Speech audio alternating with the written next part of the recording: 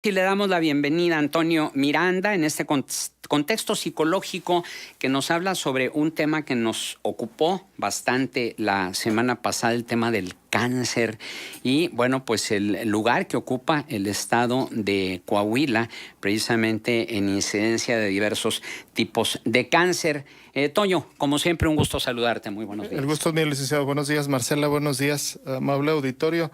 Sí, el tema del cáncer, obviamente no abordarlo desde la parte médica, sino Claro. desde la parte de la calidad de vida o el estilo de vida. Dice la Organización Mundial de la Salud, obviamente es un padecimiento, una enfermedad que ha afectado a muchísima gente y nosotros luego tenemos a alguien muy cercano siempre que ha tenido algún padecimiento o conocemos de alguien que ha sufrido este tipo de enfermedades, a veces bastante dolorosas, a veces un poco menos dolorosas, pero no por ello traumáticas y verdaderamente complicadas para la familia, obviamente para el individuo que en muchas de las ocasiones pierde la vida. Dice la Organización Mundial de la Salud que uno de los factores importantes que habría que tomar en cuenta es la calidad de vida y el estilo, la forma de vivir, que el consumo de tabaco, el no consumo de frutas y verduras en la alimentación, el alcohol, el mal dormir, el estrés, son algunas de las causas que pueden incrementar en un 30 o 50% la probabilidad de tener alguna situación de cáncer, lo cual nos habla, yo quisiera centrarme un poquito en este punto, en la capacidad de prevenir en algún momento o bajar las estadísticas en función de la situación del cáncer, teniendo un estilo de vida más sano. Sin embargo, aquí es donde se confronta el estilo de vida con la identidad exitosa que luego se nos vende, ¿no? Consumir alcohol, consumir tabaco, consumir comidas procesadas cuando en realidad tenemos poco tiempo para darnos, para descansar, para comer, la vida rápida y esta necesidad de alcanzar cada vez más objetivos marcados por la cuestión social termina por minar en nuestra calidad de vida y, como dice la Organización Mundial de la Salud, pudiéramos prevenir en algún momento este tipo de padecimientos, ¿no? Ahora, la atención que se le debe dar no solamente a los enfermos de cáncer, sino a sus allegados por todo el estrés, la preocupación, la angustia, la incertidumbre que genera esta enfermedad. ¿Cuál es la forma de tratarla? Desde el punto de vista psicológico, emocional, no tanto médico. Hay un síndrome que se llama el síndrome del cuidador, que se genera mucho en las personas que están, no se genera mucho, casi siempre se da en las personas que acompañan a las personas que tienen demencia, que tienen cáncer, una enfermedad crónica, sobre todo cuando esta enfermedad se posterga durante mucho tiempo y la gente está buscando obviamente la salud, recuperar esa salud. El cuidador maneja una situación de espejo, el mismo estrés, el mismo cansancio, un poco más de angustia incluso, lo cual hace que pareciera que tuviéramos a dos personas enfermas. Incluso muchas veces la persona que está cuidando al enfermo se enferma inmediatamente después de que esta persona desafortunadamente pierde la vida en casos de cáncer. Entonces sí hay que generar o buscar no nada más la atención para la persona que está viviendo la enfermedad, sino para las personas que están alrededor, principalmente el cuidador, porque el cuidador se tiene que mantener desde la parte psicológica muy fuerte. Le dicen, tú no lo debes tú no te puedes permitir llorar, tú no te puedes permitir desbaratarte, tú no puedes permitir mostrar flaqueza cuando en realidad el enfermo es el otro. Sí, sin embargo, la persona, el no expresar las emociones, el no sacar todas estas cosas ahora sí que al exterior, pues le va generando un estrés muy alto, angustia, que luego va a generar un padecimiento de origen psicológico generalmente, principalmente la depresión. ¿Y qué mecanismos de defensa son los que hay que invocar en este tipo de situaciones, tomando en consideración el hecho de la palabra de resignación no en el sentido como lo conocemos todos, de decir, bueno, pues ni modo, ¿no? Me tengo que resignar como un sinónimo de ni modo, sino en su significado original de darle otro signo, darle otra señal, darle otro significado a ello, no necesariamente negativo. Confundimos como mecanismo de defensa y proceso el duelo. Se da la negación, se da el enojo, luego se da un pequeño aislamiento, luego ya la integración. Dicen los que saben que ese es como los 4 o 5 pasos que existen en el proceso de duelo. Sin embargo, confundimos mucho la negación como mecanismo de defensa con la resignación.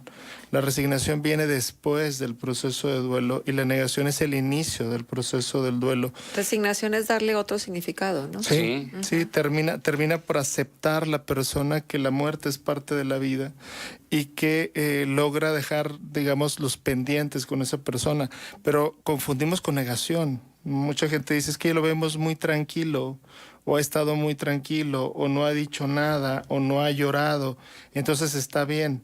Y no necesariamente, ahí más bien se da el proceso de negación, que es la persona no está aceptando que la otra persona está enferma o ya no está, que es una de las cosas que yo creo que tendríamos que trabajar mucho, pero ya eso tendría que ver con el sentido que le damos a la vida y a la existencia a nivel familiar y a nivel social. O sea, tenemos una persona enferma en casa, ¿qué hay que hacer? Uno de los mecanismos también que se utiliza mucho, que decíamos ahorita, que es la negación. La familia empieza a decir, es que no hay que ponerse triste delante de él, hay que darle ánimos, hay que decirle que no pasa nada.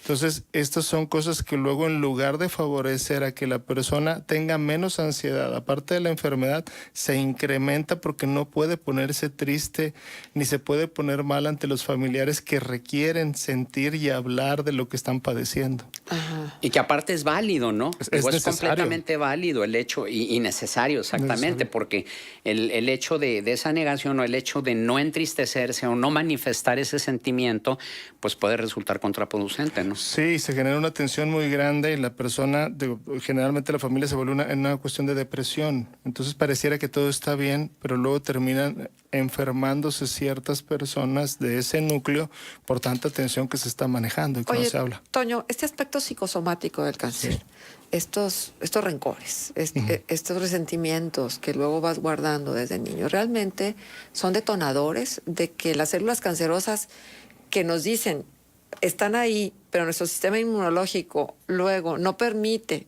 que crezcan o que se instalen como parte de nuestra ser físico, realmente la parte emocional puede ser determinante en la presencia de una enfermedad como esta. ¿Tú qué opinas? Fíjate que es bien delicado el punto, porque luego la parte de la comunidad científica tradicional dice que nada que ver, que todo esto es físico. Yo me cargaría un poquito más hacia este lado emocional, quizá por ser psicólogo, pero yo sí creo a título personal que sí las emociones tienen que ver con un detonante, ¿no?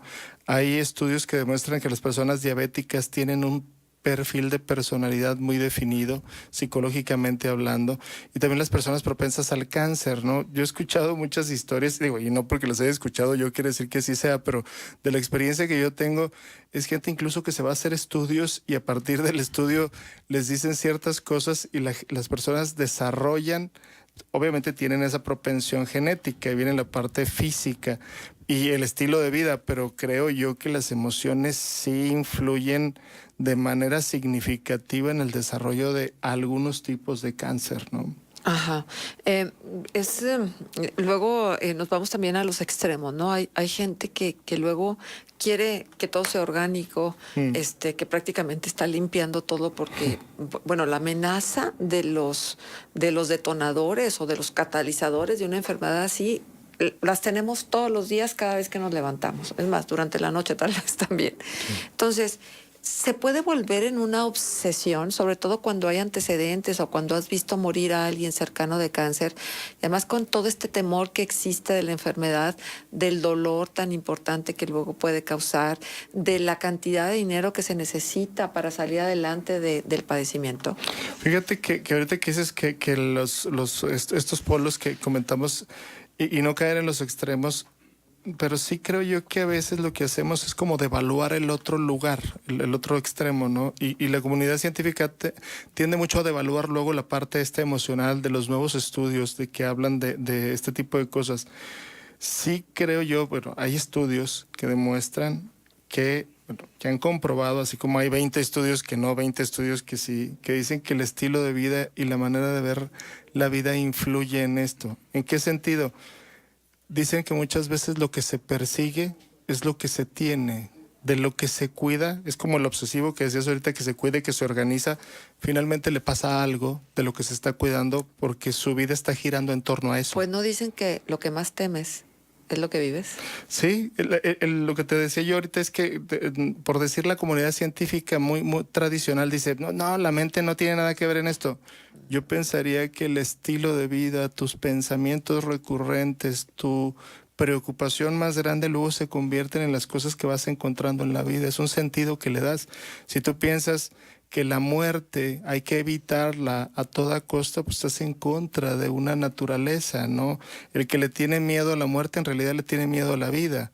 Eso no quiere decir que te vas a morir de algo y fúmate 5 cajetillas, no, de cigarros, de tabaco.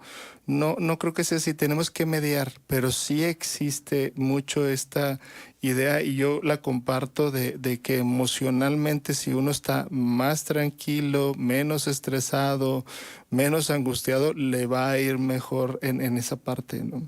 Ajá. Bueno, pero es una cuestión también de autoconocimiento, que esa es la tarea más difícil que a lo mejor tenemos los seres humanos y preferimos pensar que conocemos al de al lado antes de conocernos a nosotros mismos. Sí, sí, sí, es la idea, ¿no? Y pensar también esta situación que me parece muy importante, luego creer que solamente pasa afuera, ¿no? O sea, es que a mí no me va a pasar, a mí no me va a dar, y sí tratar de cuidarnos y tener lo que dice la Organización Mundial de la Salud me parece muy importante.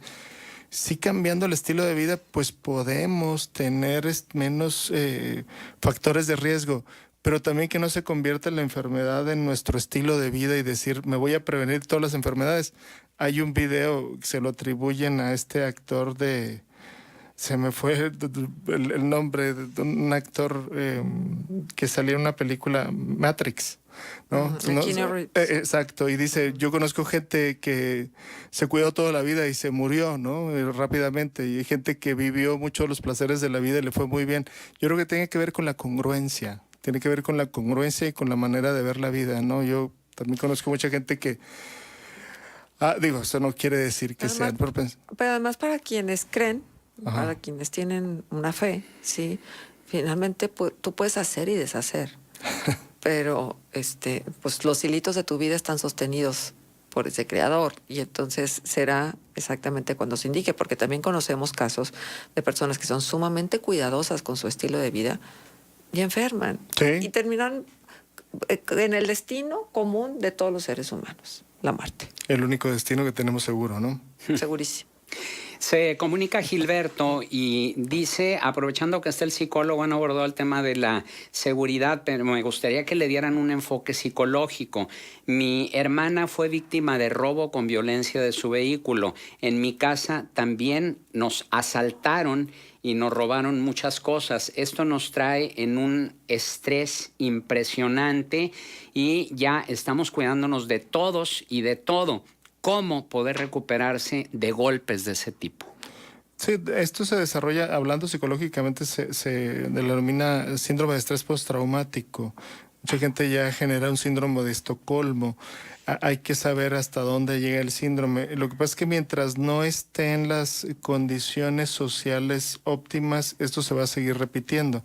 Si tuviéramos la seguridad social de que no pasan estas situaciones y que todo está muy bien, la persona bajaría el estrés significativamente, pero si estamos en un país donde la impunidad reina y donde no se castiga a las personas que son los agresores, los causantes de esto, la persona no va a tener ese alivio. Pero psicológicamente se puede hacer mucho, trabajar para que la situación no se genere en trauma y quede nada más como una experiencia.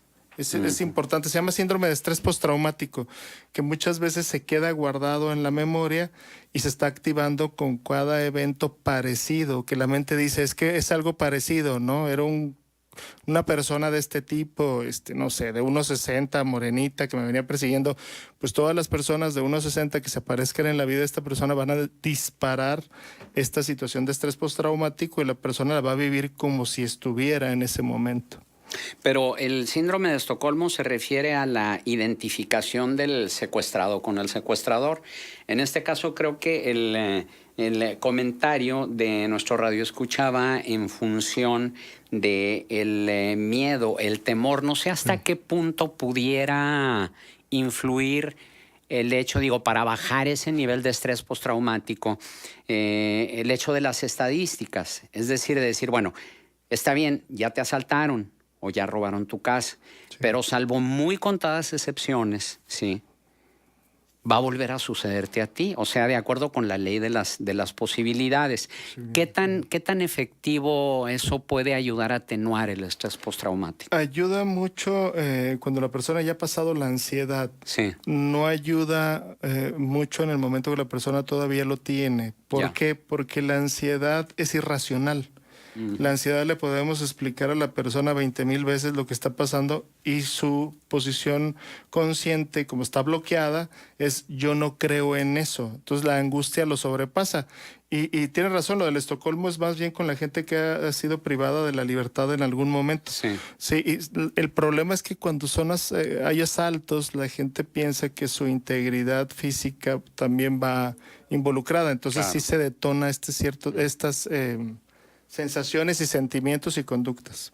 Muy bien, Toño. Y para las personas que hayan sufrido este estrés postraumático y quisieran de alguna manera tener atención profesional, ¿a dónde se pueden comunicar contigo? Acá con nosotros tenemos una persona que en el grupo Miranda, que es el grupo de su servidor, tenemos un hipnoterapeuta, no Taurus do Brasil, y no, duérmase o siéntese, no, es profesional de hipnosis ericksoniana que en algunas sesiones, unas 10 sesiones, 5 sesiones, sus síntomas de angustia van a ir bajando radicalmente porque la persona lo tiene que hablar, que era lo que decíamos hace un momento. Mientras más hablemos de lo que nos duele, mientras más hablemos de lo que nos preocupa, menos amenazante va a ser para nuestra salud mental estas situaciones, ¿no? Entonces hay que hablarlo, hay que platicarlo, y la hipnosis ericksoniana está comprobada que genera cambios radicales en las conductas sintomáticas de estas personas. Esto que acabas de decir me parece muy importante, Toño. Entonces, la persona que sufrió alguna situación como las que hemos comentado, es preferible que la comparta y no que se la guarde. Claro, lo que pasa es que la idea de antes, ahora sí que como decimos los que ya estamos un poco veteranos, la idea era guardarlo. Sí. No lo compartas. Incluso hay teorías ahora que dicen que se repite si lo nombras. No. Hay que hablarlo para sacarlo. Claro. Es como sacarle el veneno a la situación. Y que la mente, el consciente, vuelva a ser dueño de la situación y la pueda controlar. Excelente. El punto de contacto, Toño. Sí, es 204-7113. Muchas gracias. Al contrario. 9 de la mañana con 23 minutos. Siga con nosotros.